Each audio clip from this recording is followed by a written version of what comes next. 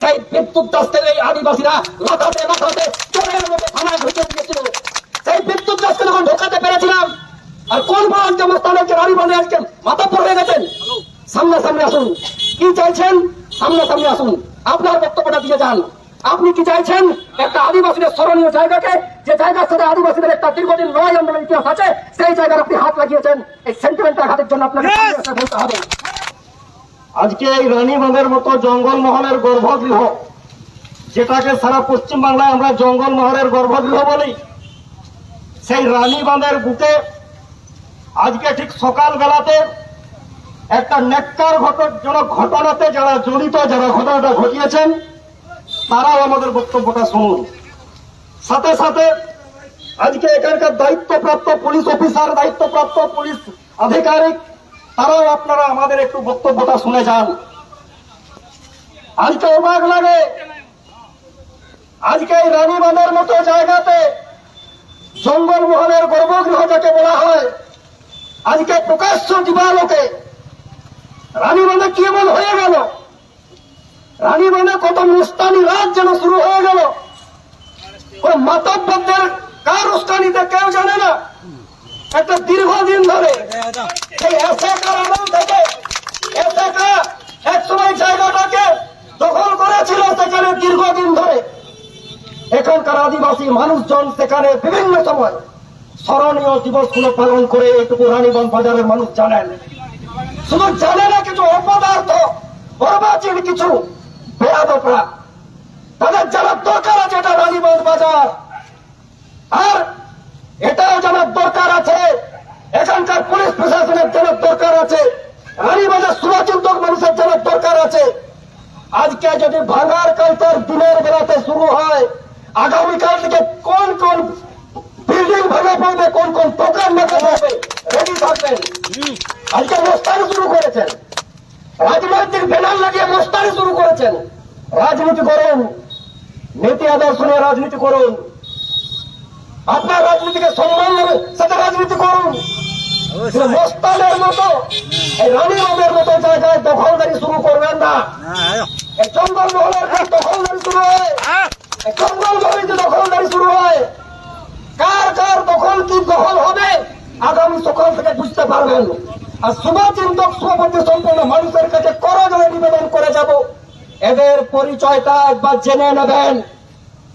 যারা আজকে এই ন্যাক্কারজনক ঘটনার সাথে জড়িত, যারা আজকে উস্কানি দিচ্ছেন, রাজনৈতিক পতাকা সাথে নিয়ে সামান্য একটা আদিবাসীদের জায়গাটাকে দখল করার চেষ্টা করছেন, তারা সাবধান হয়ে যান। আজকে বেশ কয়েক বছর, আমি নাম ধরেই বলবো, বেশ কয়েক বছর আগে পর্যন্ত এই রানীবাঁধ সবসময় আমরা খবরে দেখতে পেতাম। এই এলাকায় এক সময় এক টাইগার ছিল, নিজেকে জঙ্গলমহলের বেতাজ বাদশা বলতো, জঙ্গলমহলের টাইগার বলতো, জঙ্গলমহলের বাঘ বলতো মঞ্চে মঞ্চে। আপনারা তার পরিচয় জানেন। রানীবাঁধের শান্তিপ্রিয় সরল মানুষের কাছে তার পরিচয়টা নতুন করে দেওয়ার দরকার নেই। রানীবাঁধের শুভপতি সম্পন্ন ব্যবসায়ী বন্ধু, এখানকার গণতন্ত্রপ্রিয় মানুষের কাছে তার পরিচয়টা জানার দরকার নেই। সেই বিদ্যুৎ দাসদের এই আদিবাসীরা লাথাতে লাথাতে চোরের মতো থানায় ঢুকে দিয়েছিল।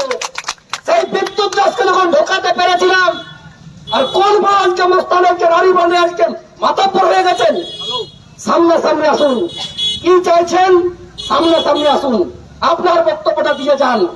আপনি কি চাইছেন একটা আদিবাসীদের স্মরণীয় জায়গাকে, যে জায়গার সাথে আদিবাসীদের একটা দীর্ঘদিন লড়াই আন্দোলনের ইতিহাস আছে, সেই জায়গার আপনি হাত লাগিয়েছেন। এই সেন্টিমেন্টাল হাতের জন্য আপনাকে বলতে হবে। এই রানীবাঁধে অবরোধ আমি শুরু করছি। আপনি যেখানেই থাকুন, যে উস্কানি নিয়ে আপনি একটা কাজটা করিয়েছেন, 5 মিনিটের মধ্যে এখানে এসে আপনার বক্তব্য দিয়ে যাবেন যে আপনি কেন আজকে এই কাজটা করলেন। 5 মিনিট পরে আমি রাস্তাতে নামছি।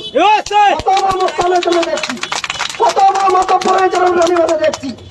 আজকে জঙ্গলমহলের শান্তিপ্রিয় এলাকাকে অশান্ত করে অপপ্রয়াস চালানো হচ্ছে। আর পুলিশ প্রশাসন ধন্য, সকালবেলা একটা ঘটনা ঘটেছে, আর পুলিশ প্রশাসন নাকে তেল দিয়ে ঘুমাচ্ছেন। আজকে এই শান্তিপ্রিয় এলাকাকে শান্তিপ্রিয় সহাবস্থানে আমরা বিশ্বাস করি, ভাতৃত্ববোধে বিশ্বাস করি, আমরা কোনো নষ্টমিতে বিশ্বাস করি না, আমরা ভণ্ডামিতে বিশ্বাস করি না, বিশৃঙ্খলায় বিশ্বাস করি না। কিন্তু একবার যদি শুরুটা করে দেন, সে সামলানোর দায়িত্ব আপনাকে নিতে হবে।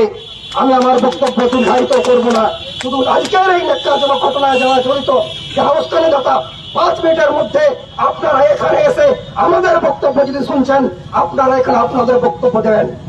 আপনারা কেন করেছেন, কিসের আপনার স্বার্থ ছিল? যদি না করেন 5 মিনিটের পরে এই রাস্তাটা আমি নামতে বাধ্য থাকছি। সব আদিবাসী মানুষ, সাধারণ মানুষ এখানে রাস্তায় নামবে। সেই কয়েকটি কথা বলে রানীগঞ্জের শান্তিপ্রিয় এলাকার মানুষজনকে, শান্তিপ্রিয় ব্যবসায়ী বন্ধুদিককে রানীগঞ্জের এই শান্তি শৃঙ্খলা পরিবেশ যারা বন্ধ করতে চাইছে তাদের বিরুদ্ধে সবাইকে এক হতে হবে। রানীগঞ্জের মানুষকে এক হতে হবে এই দুষ্কৃতীদের বিরুদ্ধে। তবেই রানীগঞ্জ বাজার শান্ত থাকবে, তবেই রানীগঞ্জ বাজার শান্তি শৃঙ্খলার পরিবেশটা বজায় থাকবে। আজকে একথা ভাবার দরকার আছে, ইতিহাসকে স্মরণ করো, ইতিহাসকে স্মরণ করার দরকার আছে। এই ক্ষুদ্র ক্ষুদ্র অসংগতির ক্ষুদ্র ক্ষুদ্র ঘটনা আজকে কোন পর্যায়ে যেতে পারে এই অসভ্য মানুষদের কিন্তু জানা নেই। তাই এটা কিন্তু হয়ে যাবে ওদের উপর। এই কয়েকটি কথা বলে পুনরায় আমি পুলিশ প্রশাসনকে অনুরোধ করব, আপনারা এই ঘটনার ইতিবৃত্তি জানেন এবং এই ঘটনার সম্যক যে সমাধান তার বিষয়ে আপনারা ইতিবাচক দৃষ্টিভঙ্গি পালন করবেন, এই আশা রাখি। আজকে রানীবাঁধের এই বাজারে দীর্ঘদিন ধরে, প্রায় 50 বছর ধরে, দীর্ঘদিন ধরে আদিবাসীরা যে জায়গার উপর তাদের স্মরণীয় দিবসগুলো পালন করছে, যেখানে হুল দিবস পালন করা হয়, যেখানে রঘুনাথ মুর্মুর জন্ম দিবস পালন করা হয়, বিশ্ব আদিবাসী দিবস পালন করা হয়, সেই দীর্ঘদিন আদিবাসীদের সেই স্মরণীয় জায়গাটাকে এই এলাকার কিছু রাজনৈতিক মুখোশ পরা রাজনৈতিক নেতাদের উস্কানি দিয়ে কিছু মাতব্বর, কিছু গুন্ডা বাহিনী, কিছু দুষ্কৃতী আজকে সেই জায়গাটা দখল করতে চাইছিল।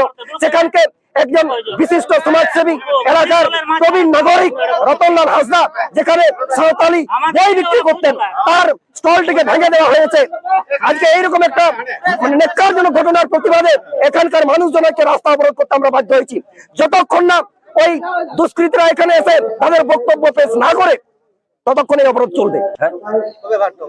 আজকে সকালবেলায় ঠিক 10টার দিকে দুষ্কৃতা এমনকি খবরে প্রকাশ নাকি এবং কিছু রাজনৈতিক দলের নেতাদের উস্কানিতে আজকে এই ঘটনা হয়েছে। আমরা চাই সেই নেতাদের মুখোশটা আজকে উন্মোচিত হওয়ার দরকার আছে, আর পুলিশ প্রশাসনের কাছে সেই বার্তা দেওয়ার দরকার আছে যেন এই রানীবাঁধ এলাকায় আদিবাসী সেন্টিমেন্ট নিয়ে কোনো যেন ছেলে খেলা না হয়, নাহলে আগামী দিন থেকে এই শান্ত জঙ্গল মহলটা অশান্ত হতে বেশি সময় লাগবে না। আমরা চাইছি যারা দুষ্কৃতী তারা রানীবাঁধ বাজারে নেই, তারা সব জানে কিসের স্বার্থে, কার অঙ্গুলি হলনে, কার উস্কানিতে, কোন সাহসে আজকে আদিবাসীদের জায়গার উপর তারা দখলদারি করতে চাইছিল, তাদেরকে জবাব দিতে হবে।